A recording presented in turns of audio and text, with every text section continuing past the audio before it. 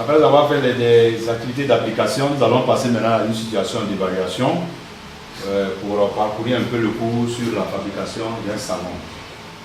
Au cours d'une séance de TP sur la fabrication d'un savon au laboratoire de votre lycée, le professeur de physique-chimie met à la disposition de différents groupes d'élèves de ta classe 12 grammes d'un corps gras G et une masse MS égale à 2 grammes de soude en vue de fabriquer un savon et de déterminer sa masse.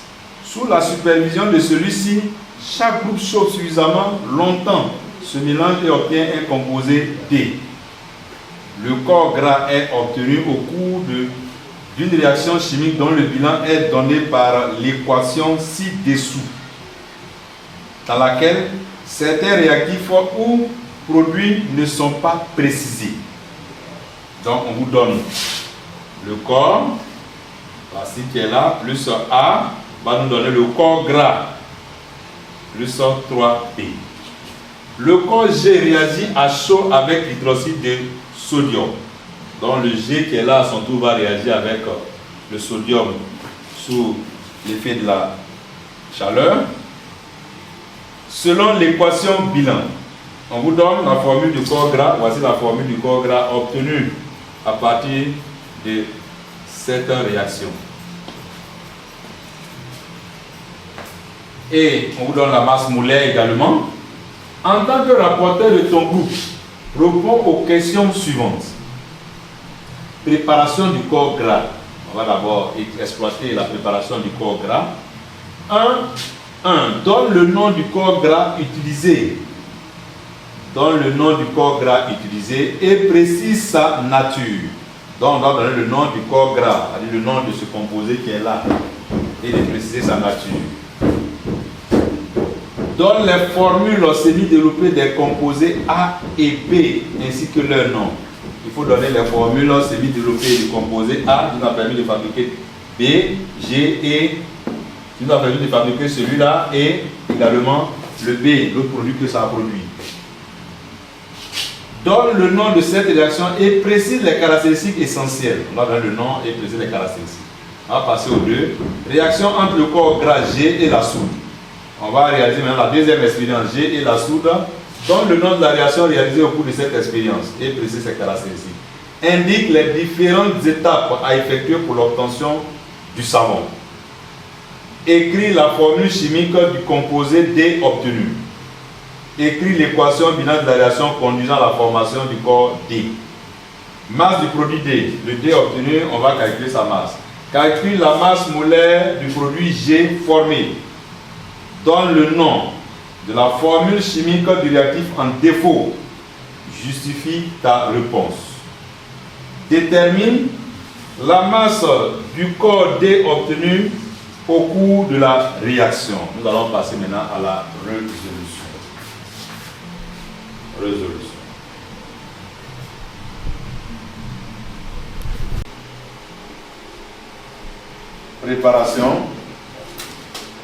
Préparation du corps gras.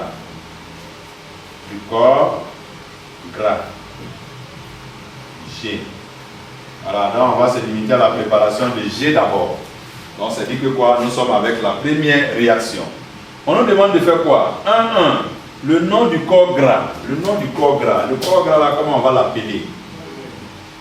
1. G. Son nom. On va donner le nom. On va regarder G, c'est quoi? Voici G. G est celui-là. Et G provient de quel acide gras? G provient de l'acide gras qui est là, qui a combien de carbone? G provient de l'acide gras qui a 1 plus 14, 15, 16 carbone. 16 carbone. Donc G provient de l'acide gras qui possède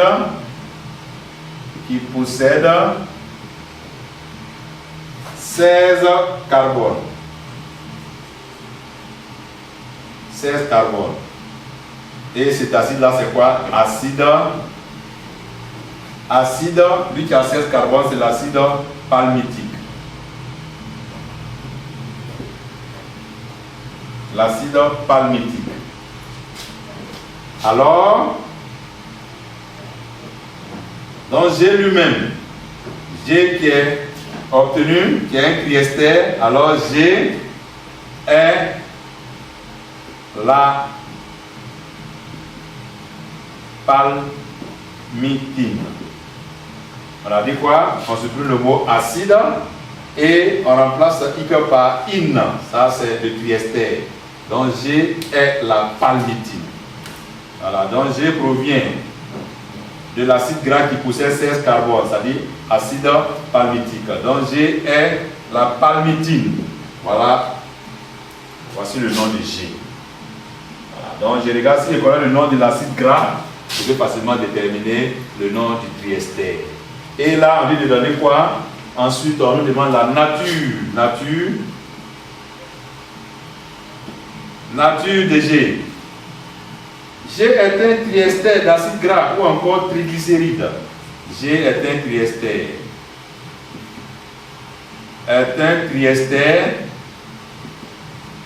D'acide gras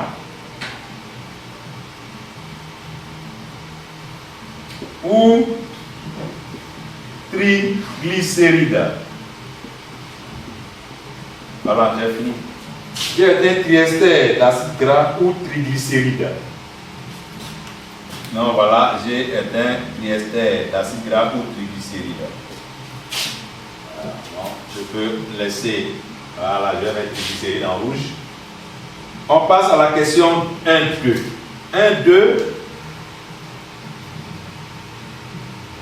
1-2. Donne les formules semi-développées des composés A et B ainsi que leur nom. On va regarder A. On a l'acide, vous avez l'acide palmitique qui, plus A, vous a donné un triester. Ça veut dire quoi? Or, ici, nous avons la fonction carboxyle. Donc, pour qu'il y ait 3 fonctions ester ici, il a fallu avoir quoi? Il a fallu avoir 3 fonctions alcool. Donc, la fonction alcool, ça veut dire A est un polyalcool. Et le polyalcool, on a dit, il y a 3 fonctions alcool. Et c'est quoi? C'est le propane 1, 2, 3, triol ou encore glycérol. Donc, ici, on va donner A, le nom, formule d'abord semi-développée de A, sa formule semi-développée, c'est CH3, CH2 plutôt, CH2. Et on aura OH. Voilà. Il a 3 fonctions alcool, 3 groupes hydroxyle. Et lui, comment on va l'appeler? On va l'appeler glycérol. Ou encore propane 1, 2, 3, triol. Voici A. Encore, on va regarder le B. Le B, comment on peut l'obtenir? Le B, ça sera quoi? Le B, il a fallu éliminer une molécule d'eau chaque fois pour avoir une fonction ester. Donc ça veut dire qu'on a éliminé combien de molécules d'eau? 3 molécules d'eau pour avoir 3 fonctions ester. Donc ça veut dire le B, c'est H2O. Le B, c'est H2O. Et le nom, c'est O. Voilà, l'eau. Voici pour ce qui est la question 1-2. On va répondre à la question 1-3 pour finir avec le 1. 1-3. On va donner le nom de cette réaction. Le nom de la réaction, ça a permis de voir d'avoir quoi? D'avoir l'ester. L'ester à partir de quoi? Le triester à partir d'un acide carboxylique. Acide carboxylique plus alcool nous donne quoi? On a une réaction d'estérification directe. Voilà. On a une réaction d'estérification directe. Et quelles sont les caractéristiques? Donc, nom de la réaction, estérification. Nom de la réaction.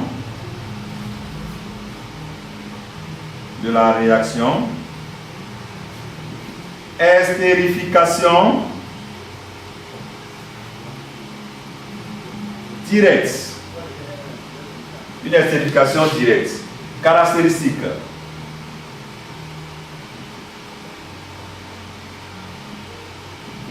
Réaction lente, limitée et athermique.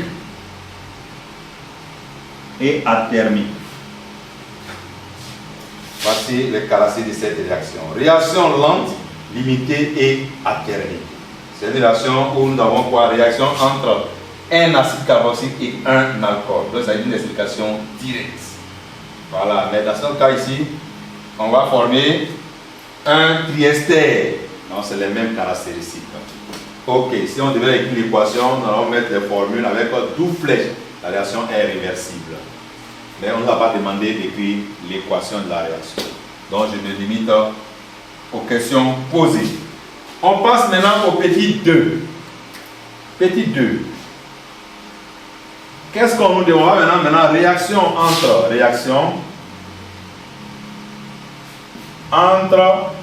G et NaOH, la soude. Réaction entre G et NaOH, c'est ce qu'on va essayer. La soude, c'est NaOH. Donc, on y va. 2, 1. 2, 1. On demande de donner le nom de la réaction réalisée au cours de cette expérience. G, c'est quoi? C'est un triester. Triester qui agit avec quoi? Les ions hydroxyde. Dans ce cas, on parle de quoi? De saponification d'un triester. Nom. Dans le nom. Saponification.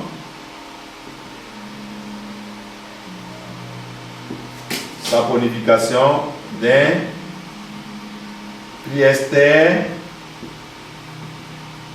d'acide gras ou encore de triglycérides. Saponification d'un triester d'acide gras. Caractéristique.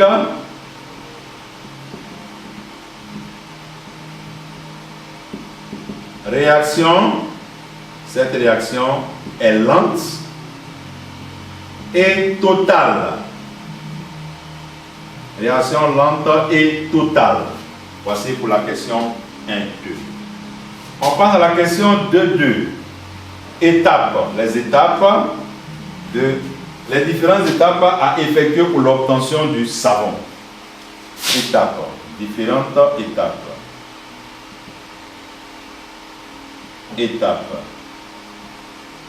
Les différentes étapes, c'est quoi? D'abord, nous avons la saponification. On a quoi? C'est-à-dire, on va faire le mélange. On va chauffer le mélange. Corps gras et soude. Chauffage.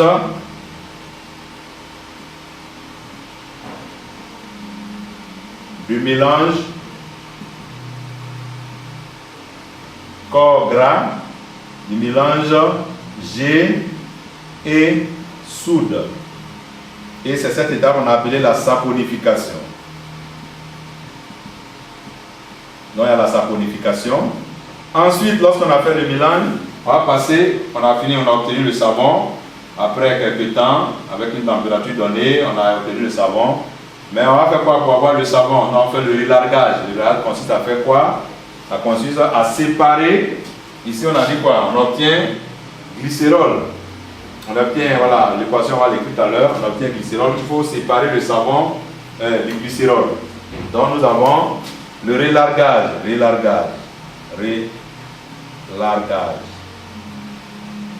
Voilà, qui consiste à séparer le savon des autres liquides. Voilà, en utilisant une solution de NaCl, de chlorure de sodium saturé. Voilà, donc là vous allez laisser, ça va précipiter le savon. Et après avoir fini de précipiter, on va faire une liquidation. Et après on va essayer de filtrer. Liquidation consiste à faire quoi? À se séparer des impuretés. Les impuretés par décantation. Et on va terminer par quoi? Par filtrage. On va filtrer. Filtrage. Donc voici les différentes étapes pour ce qui est de notre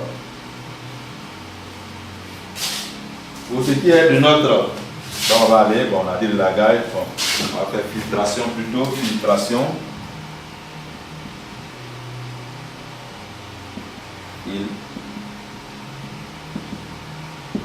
La filtration. Voilà, donc nous avons le chauffage qui est la saponification, le lagage, la filtration. Voilà, donc vous avez les 3 étapes et vous obtenez votre savon. Voici les grandes étapes. On ne va pas rentrer dans les détails, les différentes étapes. La saponification, le lagage, la filtration. On passe maintenant à la question écrire la formule chimique du composé D obtenu. 2, 3, formule chimique.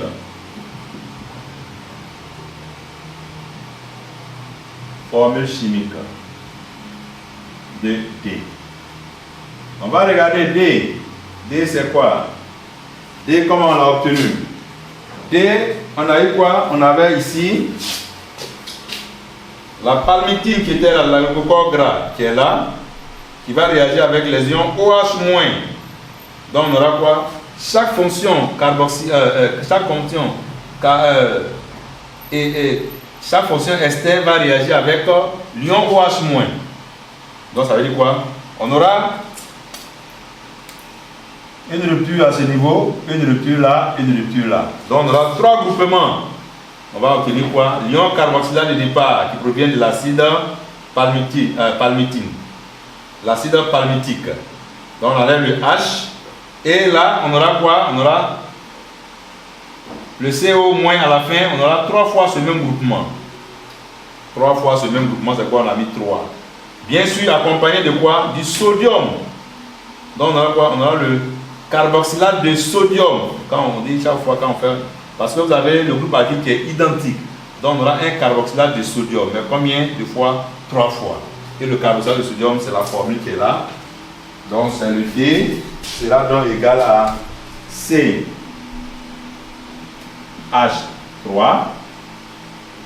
On a CH2, 14 fois aligné. Et ensuite nous avons COO. On aura moins. Voilà, plus maintenant Na plus. Voici le composé. Voilà. Donc on a le l'ion carboxylate plus le sodium. Voici la formule de D. Ensuite, qu'est-ce qu'on nous demande? On demande d'écrire l'équation bilan de la réaction conduisant à la formation de D. On va écrire l'équation bilan de la formation de D. Équation bilan. On va aller D. Donc ça dit que quoi? Nous devons. Bien, donc ici c'était le 2, 3. On a répondu à la question 2, 2 déjà. 2 les différentes étapes. 2, 3. On est passé maintenant à la formule chimique. Il y a la dernière question. L'équation bilan. 2, 4. L'équation bilan. Pour l'équation bilan, qui a eu lieu. Le G, sa formule c'est quoi? Sa formule c'est CH3, CH2, 14, et on a dit on a COO, CH2, la même chose va se répéter, CH3, CH2, 14, CO, CH, CH3, CH2, 14, CO et CH2. Et on va mettre quoi? Le sodium. 3 fois Na plus OH moins. Que va-t-il se passer? On a dit qu'on allait obtenir. On obtient 3 fois D, 3 fois celui qui est là. Donc on aura 3 fois, bon je le remets ici, 3 fois CH3, on dit là on coupe là, CH2, 14, et on a COO moins plus Na plus quoi? Plus glycérol qu'on va obtenir. Plus voilà. plus, donc on aura, bon, je peux continuer là en même temps, 3 CH3 CH2 14 fois COO moins plus Na plus. Voilà, le carboxylate de sodium plus, on n'oublie pas, plus CH2 CH2 OH le propane 1 2 3 triol. Voici l'équation de la réaction. L'équation de la réaction. Et là, nous avons bien sûr le corps gras G. Et nous avons le D qui est là. Et le D qui est là. Et nous avons le A. Lui, c'est le A. Et nous avons la soude. La soude. Voilà pour ce qui est de notre équation. Et nous allons passer maintenant à la dernière partie, 3. La partie 3, qu'est-ce qu'on nous dit? On dit la masse de D obtenue. Masse, on va déterminer maintenant la masse de D obtenue. Voilà, la masse de D obtenue. Qu'est-ce qu'on va essayer de faire? La masse de D obtenue, d'abord on calcule la masse molaire du produit G. On va calculer la masse molaire de ce produit qui est là. Masse molaire de G, 3,1. Masse molaire de G. Je divise le tableau en deux. Masse molaire de G. La masse molaire de G, comment on va essayer de calculer? On va être un peu rusé pour pouvoir calculer la masse molaire de G. On constate que cet élément qui est là est identique à celui-là, presque identique à celui-là, moins 1, à un moins 1 différent de, à un moins 1 atome d'hydrogène près. Donc, qu'est-ce que je vais essayer de faire? Je vais déterminer la masse. Il y a combien d'éléments ici d'abord? Carbone, nous avons combien? On a dit qu'il y avait 16 carbone. Donc, déjà, j'ai 16 carbone multiplié par la masse molaire d'un atome de carbone, ça fait 12. Plus hydrogène, il y en a combien? Hydrogène, on va compter pour celui-là. Je parle de celui-là, voilà. Donc, voilà comment je vais procéder. Je prends celui-là et je constate que c'est presque 3 fois. Là, après, un peu par 3. Donc, déjà, ici, on a 16 atomes de carbone. Ça fait 14, 14. Et là, plus 1, 15, 16. 16, et nous avons 17, voilà. C'est l'ion carboxylate qui a 16. Maintenant, plus l'autre, là, ça fait 17. Voilà, donc nous avons 17 atomes de carbone. Hydrogène, on va regarder hydrogène. Hydrogène, nous avons quoi? 14 fois 2, ça fait 28. 28 plus 3, ça nous fait du 31. 31 plus 2, ça nous fait du 33. Plus oxygène, on va essayer de regarder, il y en a 2. 2 fois 16.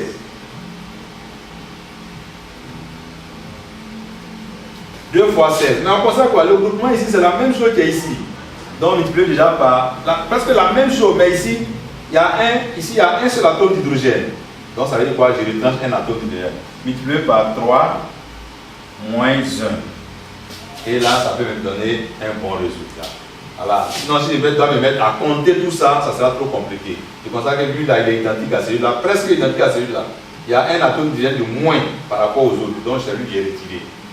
Voilà. Donc, je fais quoi? Le nombre d'atomes de carbone, 12, 2 par, c'est 17, 2 par 12, la masse molaire d'un atome de carbone. Hydrogène, il y en a combien? 28 plus 3, plus 28, on a 28 plus 3, 31 plus 2, ça fait 33. Oxygène, ça fait quoi? 2 fois 16, 32. Donc, pour calcul, je vais essayer de calculer. Donc, ça me fait 17 fois 12 plus 33 plus 32. Multiplié par 3 moins 1, la masse molaire donne 806. Donc, j'ai la masse molaire de G égale à 806 grammes par mol. Voici la masse molaire de G. Je passe à la question 3.2. 3.2. Donne le nom et la formule chimique des réactifs ou du réactif en défaut. Pour connaître le réactif en défaut, je vais calculer quoi? Je vais calculer les quantités de matière disponibles au départ. N, je vais calculer N de celui-là. N de G sera égal à quoi? Masse de G sur masse molaire de G. M de G, on m'a donné, M au départ c'est 12. 12 que divise 806. C'est pourquoi on m'a demandé ce travail au préalable. 806. Donc tout calcul. Quand je calcule, je trouve 0,015. 0,015 mol. Voici la masse molaire, la quantité de matière d'acide gras et de corps gras, c'est-à-dire de triester qu'on disposait au départ. Je vais calculer la quantité de matière de soude. C'est égal à quoi? Masse de soude sur masse molaire de soude. Masse de soude, c'est 2 grammes. Masse molaire de la soude, c'est quoi? Na 23 plus 16 plus 1, donc 17, ça fait 40. Égal 2 divisé par 40, ça me donne 0,05 mol. Maintenant, comment on doit faire pour savoir s'il y a pour connaître le réactif en défaut? Je vais regarder les coefficients. Si tous les réactifs disparaissent, ça veut dire quoi? Quantité de matière de celui-là sur 1, cela égale aussi à quantité de matière de celui-là divisé par 3. Voilà. Dans ce cas, ça veut dire que tous les réactifs réagissent. Donc, je vais vérifier cela. N de G divisé par 1, c'est égal à quoi? C'est égal à 0,015 mol. On va faire N de S divisé par 3. Ça me fait quoi? Ça me fait 0,05 divisé par 3. 0,05 divisé par 3, cela nous va nous donner 0,017. Au vu de ces résultats, je peux dire quoi? Implique quoi? N de G sur 1 est plus petit que N de S sur 3. Donc ça veut dire quel est le réactif en excès? C'est la soude qui est en excès. Par contre, pour qu'il y ait égalité, il faut ajouter ici d'abord. Il faut ajouter de ce côté. Donc lui il est en défaut. Donc le réactif en défaut, ce qui implique donc que G, voilà, G est le réactif en défaut. Est le réactif en défaut. Voilà comment on montre que le réactif est en défaut. Voilà, lui qui est plus grand, quand vous allez faire le rapport entre les quantités de matière et les coefficients trigonométriques, lui qui est le plus grand, c'est-à-dire celui qui est en excès. Par conséquent, l'autre est en défaut. On passe à la dernière. Voilà, j'ai justifié ma réponse, donc il ne suffit pas de dire que G est le réactif en défaut et vous arrêtez là. Non, j'ai fait une démonstration avant de tirer une conclusion. C'est pourquoi on a dit justifie ta réponse. Tu justifies ta réponse en faisant bien sûr des calculs avec les quantités de matière. On passe à la dernière partie 3.3 maintenant. Détermine la masse du corps D. Masse de D. Masse de D, je vais regarder maintenant. Voilà D. Et je vais regarder parmi les deux, quel est celui que je dois utiliser. Mais je vais utiliser le réactif en défaut. C'est le réactif en défaut qui disparaît totalement. L'excès, lui, il a dit quoi? La quantité de matière, il y a une partie qui va rester. Donc je peux établir une relation entre la soude et le corps D. Je peux établir une relation entre D et G. Parce que ce corps G disparaît totalement, c'est lui qui est en défaut. Donc on aura N de G sur 1, c'est aussi égal à quoi? N de D sur 3. Voilà. Alors, le coefficient c'est 3. Ce qui implique donc quoi? N de D égale à 3 fois NG. NG, je connais déjà la valeur. Ici c'est quoi? C'est M de D sur la masse molaire de D égale à quoi? 3 fois NG. Ce qui implique donc masse de D égale 3 Ng multiplié par la masse molaire de D. Je vais calculer la masse molaire de D maintenant. Et une fois que j'ai la masse molaire de D, je peux faire l'application numérique facilement. On continue là. On va effacer et puis faire l'application numérique. Masse molaire de D est égal à quoi? Masse molaire de D, c'est égal à quoi? On a ici, on va regarder, on a combien d'atomes de carbone? On a 16 atomes de carbone cette fois-ci, ce n'est plus 17. 16 atomes de carbone multipliés par combien? Par 12, plus, on a combien d'atomes d'hydrogène? On a 28, plus 3, 31. 31, plus 32, 16, 2 fois 16, ça fait 32, plus 23. Voici, et nous allons déterminer la masse molaire. Ça 16 fois 12 plus 31 plus 32 plus 23. Ça nous donne du 278. 278 grammes par mol.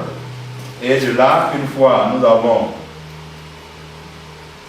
un mol, on va faire maintenant l'application numérique pour la masse de D égale 3 multiplié par 0,N2, R c'était égal à 0,05. N non, pas N2, soudain, nous avons N de G plutôt, c'est N de G.